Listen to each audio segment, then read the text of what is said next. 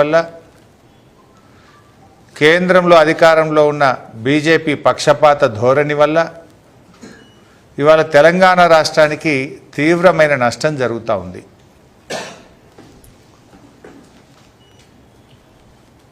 ఇవాళ రేవంత్ రెడ్డి గారికి కేంద్రాన్ని ఎదిరించే ధైర్యము లేదు, చంద్రబాబును ప్రశ్నించే దమ్ము లేదు.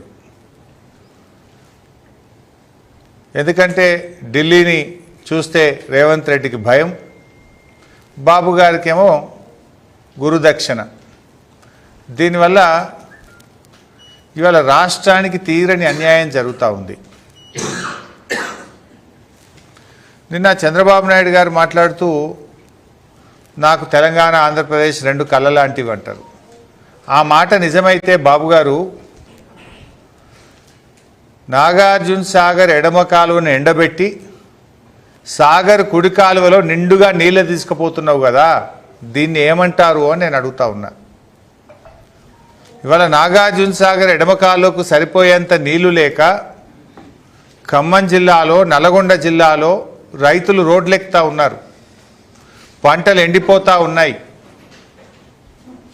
ఇదేనా రెండు కళ్ళ సిద్ధాంతం?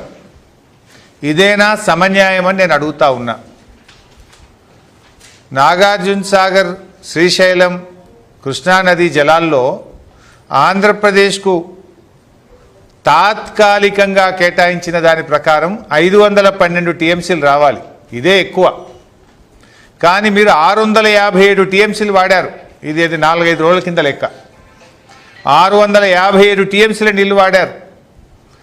తెలంగాణకు 343 టీఎంసీలు రావాలి, కానీ తెలంగాణకు 220 వచ్చింది. ఢిల్లీలో ఉన్న మీ పలుకుబడిని ఉపయోగించి బీజేపీ ప్రభుత్వంలో భాగస్వామిగా ఉండి మీరిద్దరు కలిసి తెలంగాణ నోరు కొట్టిండ్రు. బీజేపీ బాబు గారు కలిసి తెలంగాణ నోరు కొట్టిండ్రు. మీరు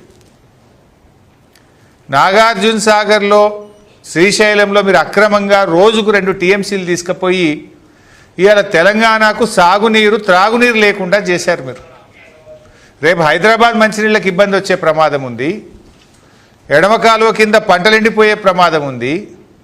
మీరు దత్తత తీసుకున్న మహబూబ్ నగర్ జిల్లాలో కల్వకుర్తి, నెట్టంపాడు, భీమా, కోయిల్ సాగర్ కింద కూడా పంటలు ఎండిపోయే ప్రమాదం ఉంది. కానీ మీరేమో సమన్యాయం అంటారు. సమన్యాయం మాటల్లో ఉంది, చేతల్లో లేదు. చంద్రబాబు గారు చేతల్లో మీదంతా ఆంధ్రాకు న్యాయమే ఉన్నది. తెలంగాణ విషయంలో మీది పక్షపాత ధోరణి. ఇలా కృష్ణా నదీ జలాల్లో మీరు అధికంగా నీళ్లు తీసుకుపోయి తెలంగాణకు అన్యాయం చేసింది నిజం కాదా అని నేను సూటిగా అడుగుతా ఉన్నా.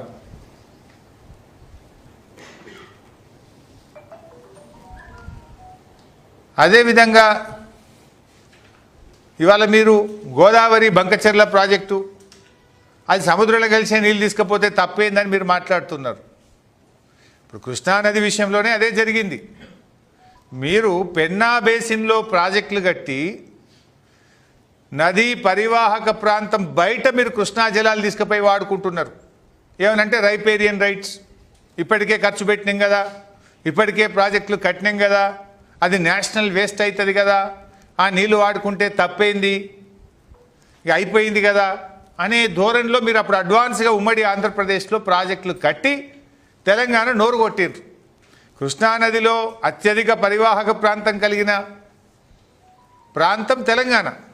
కానీ ఉల్టా 75 ఆంధ్రాకు పోతే 25 తెలంగాణకు వస్తున్నాయి. ఉద్యమాలు పుట్టే దాంట్లో నుంచి. ఇలా గోదావరి విషయంలో కూడా మీరు అదే ప్రయత్నానికి తెరలేపుతున్నారు. పేరు సముద్రంలో కలిసే నీళ్ళు, కానీ ఇప్పుడు మీరు దాదాపు 200 టీఎంసీల నీళ్లను గోదావరి నుంచి పెన్నా బేసిన్కి తీసుకుపోవడానికి ప్రయత్నం చేస్తున్నారు. దీన్ని మేము చాలా తీవ్రంగా వ్యతిరేకిస్తూ ఉన్నాం.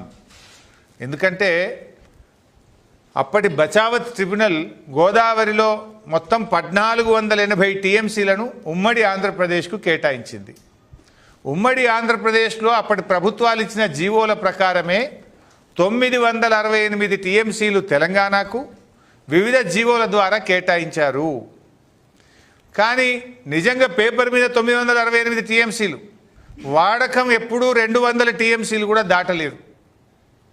అందుకే కేసీఆర్ గారు ముఖ్యమంత్రి అయిన తర్వాత గోదావరి నదిలో తెలంగాణ యొక్క రైట్ ఎస్టాబ్లిష్ చేయాలి, మన హక్కులు కాపాడుకోవాలి, పూర్తిగా గోదావరి నీటిని సద్వినియోగం చేసుకోవాలనే ఉద్దేశంతో వారు 240 టీఎంసీలతో కాళేశ్వరం ప్రాజెక్టును, 47 టీఎంసీలతో సమ్మక్క సాగర్ను, 65 టీఎంసీలతో సీతమ్మ సాగర్ను, 12 టీఎంసీలతో వార్ధా ప్రాజెక్టుకు బీఆర్ఎస్ ప్రభుత్వం రూపకల్పన చేసింది. కానీ ఈరోజు ఏం జరుగుతుంది? చంద్రబాబు నాయుడు గారు ముఖ్యమంత్రి కాగానే ఒక్కొక్క ప్రాజెక్టు డిపిఆర్లు వాపసు వస్తున్నాయి. ఆ రోజు కేసీఆర్ గారు వ్యూహాత్మకంగా తన శక్తి యుక్తులను ఉపయోగించి కాళేశ్వరం ప్రాజెక్టుకు 240 టీఎంసీలకు అన్ని అనుమతులను ఇంక్లూడింగ్ టీఏసీ అనుమతి కూడా కేసీఆర్ గారు సాధించారు. ఇకపోతే Sitamma Sagar, Sammakka Sagar, doctor BR Ambedkar Wardha project, Kaleshwaram 3వ టీఎంసీకి సంబంధించి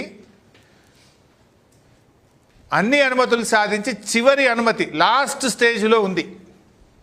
లాస్ట్ స్టేజ్లో ఉంటే ఇప్పుడు వచ్చిన కాంగ్రెస్ ప్రభుత్వం సరిగ్గా దాన్ని పట్టించుకోకపోవడం వల్ల చంద్రబాబు నాయుడు గారు బీజేపీలో తనకున్న పలుకుబడిని ఉపయోగించి ఇలా డిపిఆర్లు వాపసు పంపారు. ఆ డిపిఆర్లు వాపసు పంపితే రేవంత్ రెడ్డికి అటు బీజేపీని ప్రశ్నించే తెగువ లేదు, తెలివి కూడా లేదు.